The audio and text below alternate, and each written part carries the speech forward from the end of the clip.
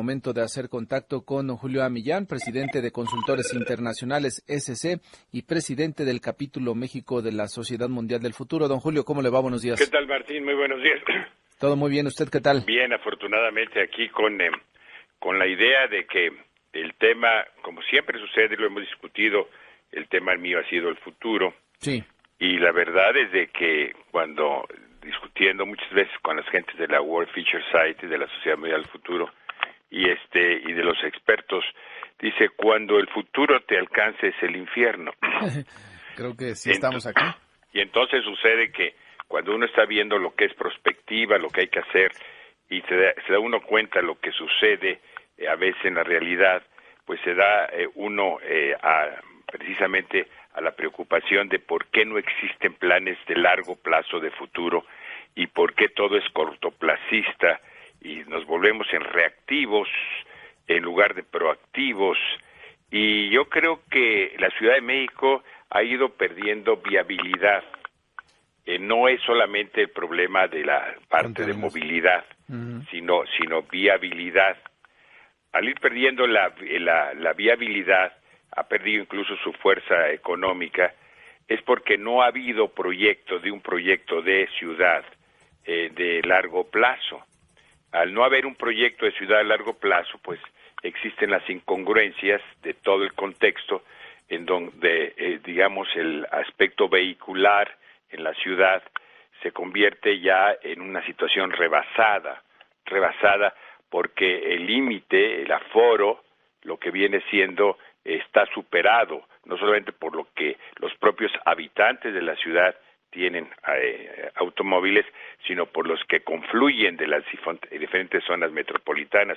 Y no se ha hecho un proyecto megalópoli realmente que permita establecer, como sucedió en Tokio, por ejemplo, como ha sucedido en otras ciudades, en Londres, como ha sucedido en las grandes ciudades, incluso está la ciudad de Shanghai, en China, cómo se organiza un sistema en el cual hay cierto mecanismo en que los automóviles circulan de manera sumamente diferente en términos no solamente de cantidades, sino de áreas. Y yo creo que las soluciones que estamos viendo ante esta reacción, se ve una improvisación absoluta. Entran muchos funcionarios, entran muchas autoridades, muchas instancias, sin un proyecto lineal de largo plazo de cómo se va a organizar, con algunas informaciones incluso de tipo totalmente contradictorias, porque el 80% de la contaminación la genera el transporte público y de carga en el Distrito Federal.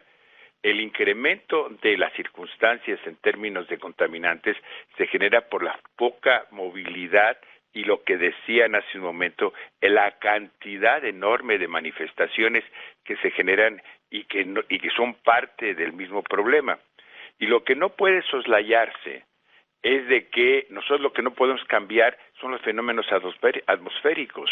O sea, esos existen y existirán, como las nevadas en Nueva York o los problemas de tornados en Oriente, en India. O sea, eso existe, de tal manera que la seguridad de la población, de una población ya en términos metropolitanos de más de 21 millones de habitantes, es fundamental. Yo creo que un proyecto de largo plazo, estamos viendo los efectos, nos estamos preocupando mucho por tener una nueva constitución y ojalá la constitución entienda también de que son marcos, pero que tiene que haber legislaciones que permitan la viabilidad dentro de lo que es la convivencia social en la ciudad. Martín, es fundamental porque ya lo que pasa es de que nosotros, como digo, el futuro nos alcanzó. Hace casi 15 años, la IBM hizo un estudio muy interesante que señalaba cuáles eran las ciudades donde mayor estrés y dolor había en el mundo. Y México, la Ciudad de México salió con el primer lugar en referencia al tipo de estrés, lo que produce el aire contaminado que se respira, la pérdida de tiempo de trabajo y libre, lo que termina generando una mayor circunstancia de molestia y enfermedad, se traduce en malas condiciones de salud, incluso la productividad se va siendo disminuida. En ese entonces calculaban en un 10%, ya que los trabajadores buscan pues precisamente estabilizadores de este desgaste y las primeras horas antes de iniciar las labores. Y aparte de eso, tenía un cálculo que me pareció en ese momento muy interesante, que disminuía cerca de 0.5% el Producto Interno Bruto de la ciudad. Ese estudio, Martín, fue hace más de 15 años. No, bueno. Entonces, quiero señalar que estamos hablando de algo que realmente nosotros tenemos que ver. Esto debería ser una excelente oportunidad para que todas las autoridades, tanto locales, federales, pudiera funcionar. Y algo que me preocupa mucho, genera un gran enojo. Este es un tiempo de buscar culpables, ¿no? Alguien tiene la culpa, y la falta de previsión, pues muchas veces parte de las autoridades, pero también tenemos que tomar en cuenta, ¿y nosotros qué hacemos? Cierto. O sea, ¿qué hacemos los habitantes de la Ciudad de México? Ahorita pues estamos en el nivel del enojo, de enojar, de echarle la culpa a alguien, de ver que no se hicieron las cosas, pero los efectos, y esa es una circunstancia que ha sucedido en muchísimas ciudades cuando se han organizado desde un punto de vista cívico, por ejemplo, todo lo que es el sistema de tránsito, en donde los ciudadanos nos convertimos en actores en uno, por ejemplo, en dejar pasar a la gente, en tener cortesías viales, en cambiar la actitud nuestra en términos de convivencia social en la ciudad. También la ciudadanía interviene, o sea, todos intervenimos. Claro. No es una solución viene de arriba hacia abajo, es una solución integrada, de tal manera que, claro, tiene que ser direccionada por las autoridades, a las cuales vemos totalmente dispersas, cada quien dice lo que quiere y cada quien agarra un pedacito del problema, pero desde el punto de vista de beneficio personal, a ver qué también quedan. Pero la verdad es de que no hay solución integral, y terminaría diciendo, ¿cómo hacemos nosotros para lograr aspectos como el asunto de entrega de lo que son mercancías en la ciudad?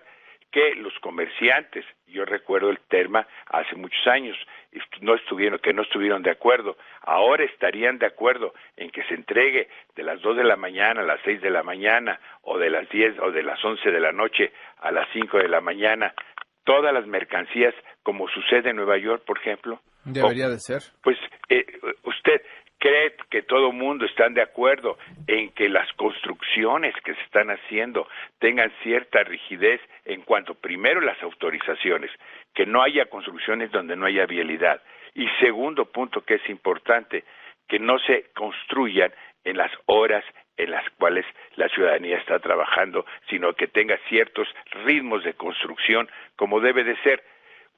Este cambio, Martín, integral, imaginémonos que pudiéramos crear cuál sería la maqueta del futuro de la ciudad ideal que esperaríamos con visión a los 25 y 50 años de la Ciudad de México. Por una razón, pues porque vamos a seguir viviendo aquí y los jóvenes van a requerir de vivir aquí. Por lo tanto, sin una visión de largo plazo, que es lo que yo quisiera resaltar, con este fenómeno que hoy tenemos, que se va a repetir, y en otras condiciones, tenemos el volcán de Popocatépetl junto, de que esperamos de que no suceda nada grave. O sea, nosotros tenemos desafortunadamente una actitud cortoplacista y siempre el futuro, en este caso, nos alcanza. Desafortunadamente, don Julio, lo estamos viviendo hoy. Muchos habitantes del Valle de México lo están padeciendo. Pues muchas gracias por su comentario, don Julio Millán. Muy buenos días. Saludos, muy buenos días. Ahí el comentario oportuno, preciso de don Julio Millán, presidente.